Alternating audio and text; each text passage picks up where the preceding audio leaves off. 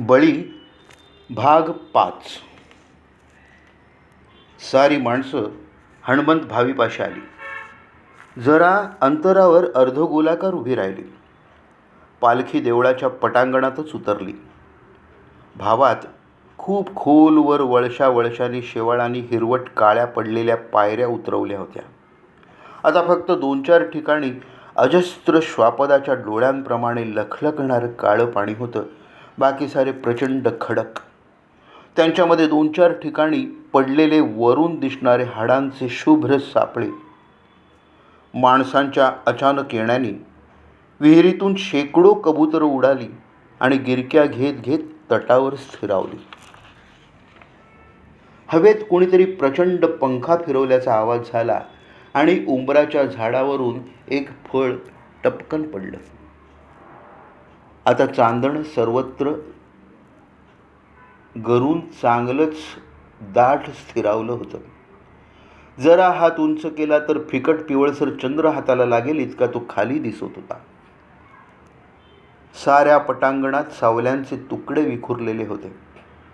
मरी आईचे देऊळ, तिच्या मागची महादची छत्री, उंबराचं झाड ही सुद्धा सारी अंगावर चांदणं सांडलेल्या उभ्या सावल्यांप्रमाणे शांत गोठलेली होती. गंगाईनं मूठभर कुंकू आमाशीच्या झिंज्यांवर उधळलं आणि एक फक्का तिच्या नाका डोळ्यावर फिरवला.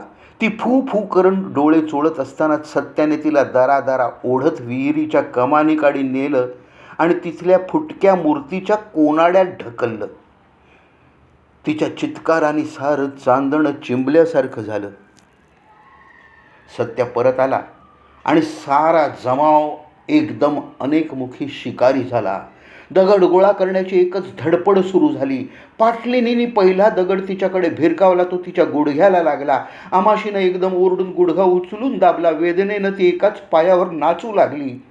तिच्या घुंगराचा आवाज विहिरीत घुमला.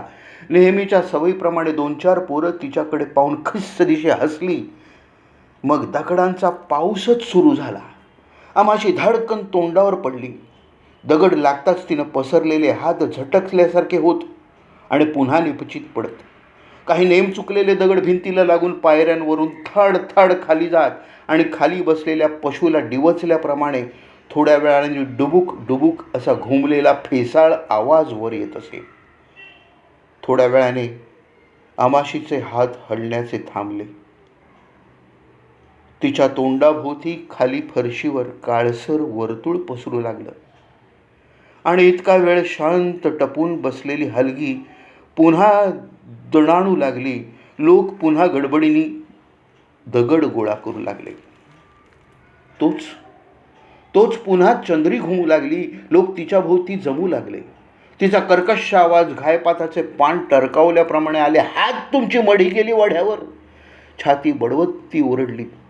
बेभानपणे तिने जवळ कुंकू उधळत बसलेल्या गुडगंगाईचा हात उचलला आणि दातानं कडा कडा फोडला. गंगाई हातातली काठी फेकून देऊन जमिनीवर लोळू लागली आणि चक्क बोंबलू लागली.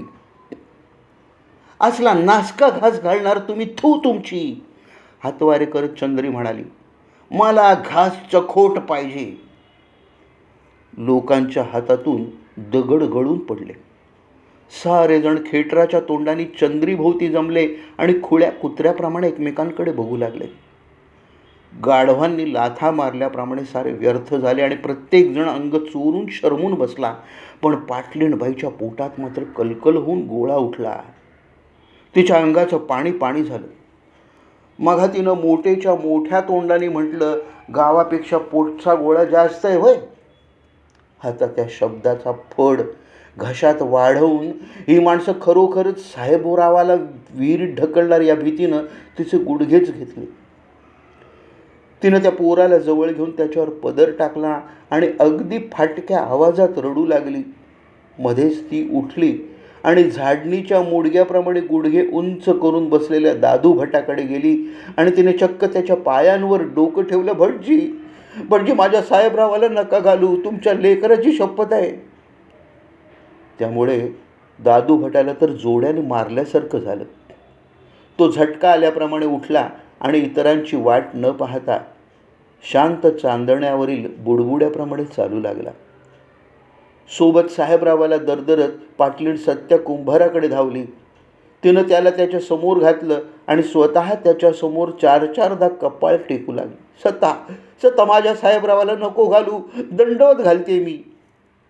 आणि ती खाली पडूनच रडू लागली. सखारामची थुंकी सत्याच्या तोंडावर अजून जळत होती. आता मिजाजखोर सखारामची बायको मोलकरणीप्रमाणे आपल्या पुढे रडते आहे. त्याचं पोर भेदरून मुळमुळत आहे. हे पाहून त्या जखमेचा विखार कमी झाला. तो तुच्छ त्याने बाजूला थुंकला आणि पाटलिणीकडं पाठ फिरवून बसला. आता काय करायचं इथं चिकटून, चला रे, कोणीतरी म्हणालं. आता मोरच्या आमाशा पुढं पाहू. साऱ्यांनाच हा विचार पसंत पडला. सारेजण हळूहळू हलू लागले. हलग्यांमधली फेसाळलेली वेदना संपली होती. महारांनी सैल झालेली हलगी पाठीला अडकवली आणि मोडलेल्या मानेनं ते गड उतरू लागले. त्यांच्या पाठोपाठ पाटलीणबाई धावतच परतू लागली. दरवाजातच त्यांची उघड्या बोडक्या अनवाणी येणाऱ्या सखारामशी गाठ पडली. जणू झपाटल्याप्रमाणे लांब टांगा टाकत तो सरळ सोट निघाला होता. पाटील, घ्या व तुमचं लेकरू, देवी बी थुंकली त्या सटवीवर. गंगाई त्याच्यावर खेकसली. तिचे शब्द त्याने ऐकले की नाहीत कोणास ठाऊक. तिच्याकडे न पाहताच तो वर देवळाजवळ आला.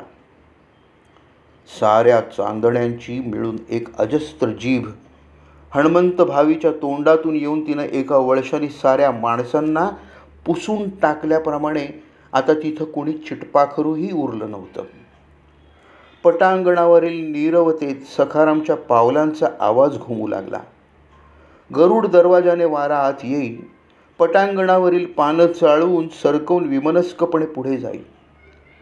चांदणंसुद्धा असं दाटसर पसरलं होतं की मध्येच एखाद्या कबुतराच्या पंख्याचा आवाज झाला की चांदण्याला घडी पडून ते चुरगळतंय की काय असं वाटावं.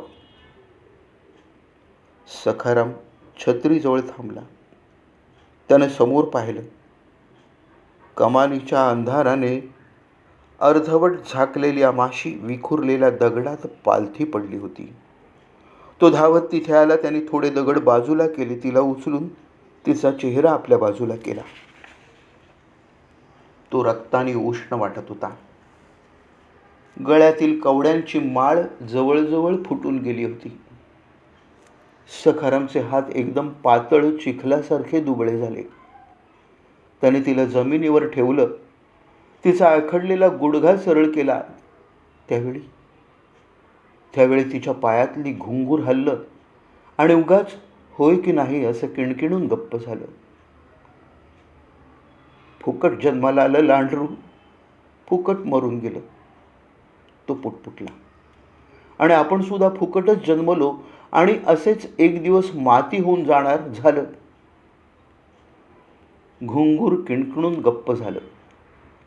त्याबरोबर त्याच्या आयुष्यातील एका धुंद कोपऱ्यात नाचणारी विठी जोगतिणीची केवड्यासारखी पावलं, त्यांच्या भोवतालचे घुंगूर यांचा आवाजही बंद झाला. देवबाभळीच्या उग्र, मादक आणि निकोप वासाची विठी अशाच सावल्यांची चित्र असलेल्या चांदण्यात ज्या ज्या वेळी त्याला आमराईत भेटत असे त्या त्यावेळी त्याचं शरीर पुरुषभर दिवटीप्रमाणे धगधगीत पेटत असे. आता नुसते वण राहिले. त्यातील घुंगूर आवाजाची वेदना बधीर होऊन संपून गेली. त्याला सुद्धा कशाचा अर्थ समजला नाही. लिबलिबीत गोळा झालेल्या बेडकीपासून फडाच्या चिरलेल्या बोंडासारख्या डोळापर्यंत कशाचा त्याला ताळमेळ लागला नाही. अधिक कोण ध्यानात आलं नाही. पण साऱ्यामुळे त्याचं आयुष्य मात्र लाथेनी मारून फोडलेल्या बेडकीप्रमाणे आकारहीन ओंगळ फुटकं फुटकं होऊन गेलं.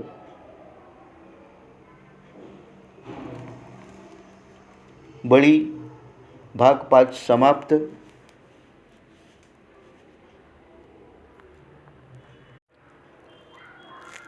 धन्यवाद.